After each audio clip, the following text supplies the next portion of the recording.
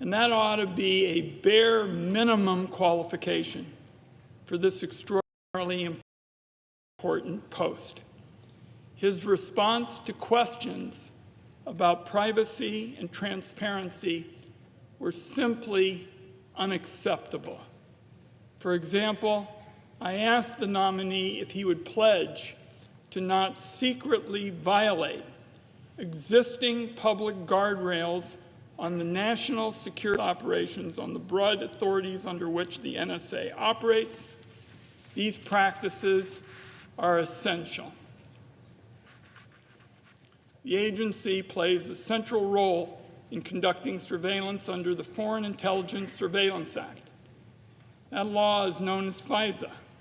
It gets a lot of attention from the American people and from Congress because it's public law. The Congress debates the reauthorization of FISA Section 702 every few years. But the NSA also conducts extensive intelligence and surveillance operations outside of the Foreign Intelligence Surveillance Act. And they do it pursuant to the Executive Order 12333. And when NSA operates entirely under that executive order, on this, Madam President, there's no judicial oversight, not even from the FISA court. The bottom line, to the President and my colleagues, congressional oversight is often dependent on what the executive branch wants to disclose. The potential for abuse is staggering. In 2005, the New York Times revealed that the NSA had conducted an illegal, warrantless wiretapping program. For 4 years, the program had been hidden from the American people. By the way, it was also hidden from Congress. And I was a member of the Senate Intelligence Committee, and even the committee wasn't told about the program.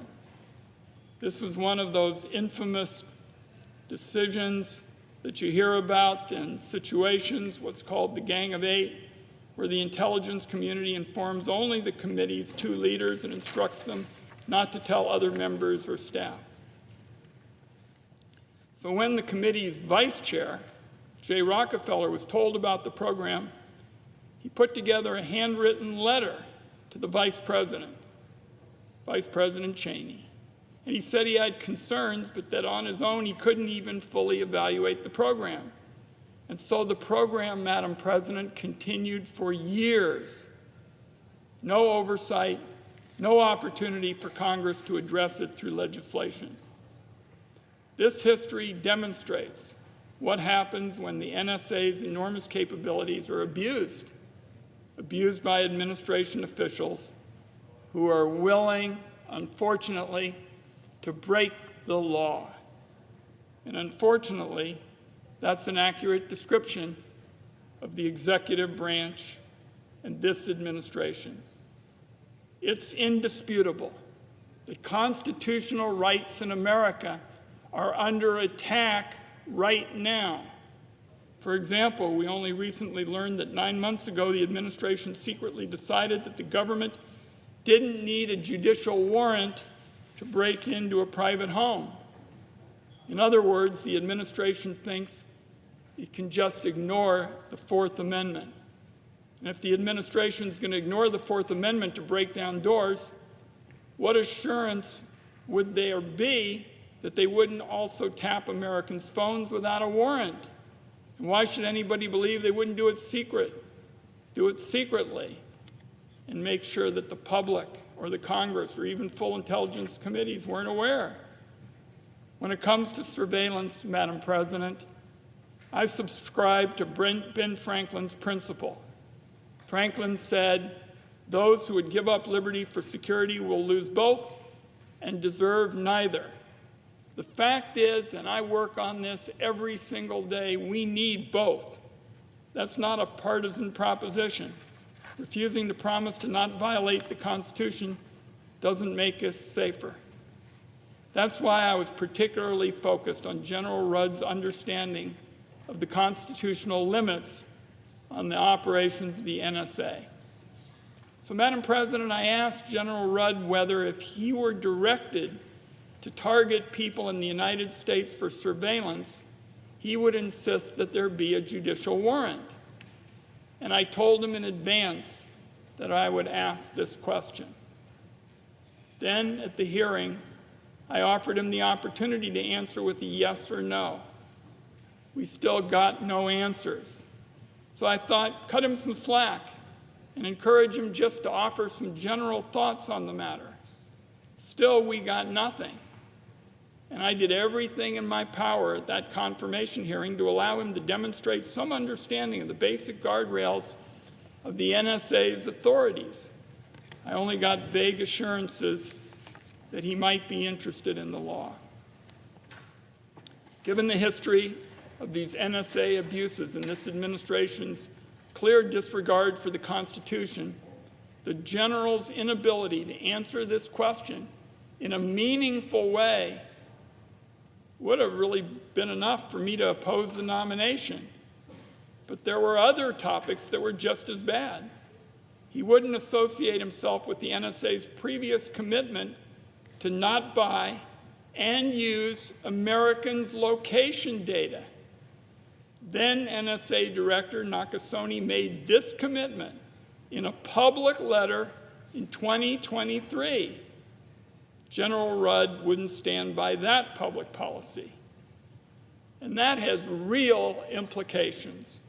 Location data, which is bought and sold by some of the sleaziest merchants in the world, sleazy data brokers, can reveal extremely sensitive private information about Americans, including what medical clinics they go to, what houses of worship they go to, what stores they shop at, what protests they attend, and which friends and family they see.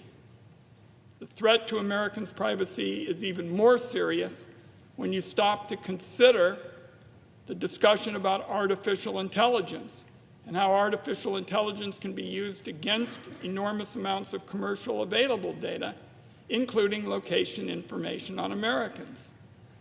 So, Madam President, again, it is deeply disturbing that General Rudd refuses to endorse the NSA's past commitment. This is what they said they would do in the past, and it was to not collect and use all this sensitive data on Americans. General Rudd also refused to say whether the government should mandate backdoors into encryption used by Americans. I think members know encryption is the code that protects your messages, your pictures, and private data from predators and criminals. For years, officials have argued that the government should force the tech companies to build backdoors into their encryption products. But you talk to security researchers, and they'll tell you there's no way to create encryption backdoors that only the government can use. Once you weaken encryption, it is inevitable in America that foreign spies and criminals will exploit the vulnerability. Now, as hacking has gotten more and more sophisticated, the threat that our adversaries will use any and all cyber vulnerabilities has gotten more obvious. In fact, the constant headlines about successful hacking campaigns are probably the reason why we're not hearing as much these days about weakening encryption. So this question for General Rudd should have been easy, particularly since the job to which he's nominated includes responsibilities for the nation's cybersecurity. Again, the general refused to take a position. So his responses to transparency as we move to consider this nomination is especially troubling. In addition to laws in the Constitution, the NSA is bound by numerous policies and procedures which are publicly available. These policies and procedures are especially important because they provide some guardrails on NSA's surveillance and intelligence activities under Executive Order 12333, which again is not governed by finance and not reviewed by the FISA court. So to take just one example, if the National Security Agency is going to conduct a search of the 12333 collection for Americans' communications it generally needs the Attorney General to determine that there's probable cause that the American is an agent of a foreign power. This is not a law. It's a policy that's been made public by successive administrations so that Americans could get better understanding of the guardrails that apply to the NSA's surveillance activities. This is the bottom line, Madam President. The National Security Agency is supposed to be hunting for terrorists and spies. This agency is not supposed to be hunting for Americans who simply do things that the president doesn't like, such as criticizing their government or buying abortion medication online. So I asked General Rudd what I thought was another easy question as we began to wrap up our confirmation hearing.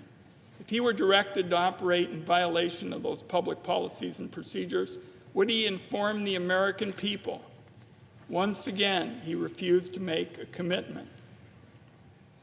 So I also asked him whether, if the administration secretly decided to withdraw or change any of the public policies, would he ensure that the public sees the new policies? Again, no commitment. So let's be clear. The operational details of the NSA's business is sources and methods, and they have to be absolutely protected. National security is at stake. But I didn't ask General Rudd about sources and methods. They're off limits. I asked him whether Americans can rely on the NSA to conduct its operations within the guardrails that the government, and this is the key, has already made public. But in his response, it's not clear that they can. And when Americans can no longer trust whether intelligence agencies are respecting their own public policies, that's bad for democracy, and it's bad for the intelligence agencies. General Rudd was even asked whether, if the president secretly decided not to follow these public policies, would he at least, Madam President, inform the Senate Select Committee on Intelligence? General Rudd wouldn't even answer that question in a straightforward way, which makes me wonder what abuses even the Intelligence Committee is never going to hear about. In closing, I have great respect for General Rudd's many years of military service. But I stand here because his troubling statements about constitutional rights that I went into with him in detail simply leave him not qualified for this job. We're now in the second week of a reckless war that was started by Donald Trump. This war and its global fallout have created new and serious threats to our national security. Our country needs an NSA director with experience in U.S. signals activities, and it has to come from working in these issues around the world. General Rudd does not have that experience. The director of NSA has another job, that of commander of U.S. Cyber Command. The demands of this job are mind-boggling. The cyber threat to the United States can't be overstated. An assault typhoon demonstrated our adversaries have succeeded in inflicting serious damage to our national security. Just last week, the government acknowledged ongoing hacking of U.S. government agencies. So our country needs somebody who is prepared from day one to protect our country in yet this crucial area that I described in closing. That's the question of cyber, because we're dealing not just with Iran, but China and Russia. Commander of Cybercom needs to have a deep and sophisticated understanding of this threat. He or she needs to be able to see this threat in its geopolitical context and to fully grasp the technical capabilities and the policy options that might help NSA and Cybercom. Americans are at war, and we cannot afford to promote someone who lacks the experience for the job. General Rudd's predecessor in the job had that experience. They came up through Cybercom. They were ready. General Rudd is not. And when it comes to the cybersecurity of the country, there just isn't time for on-the-job learning. The threat is too urgent for that. For these reasons, Madam President, I oppose this nomination, and I urge my colleagues in the Senate to do the same. Madam President. The senator from Mississippi. Madam President.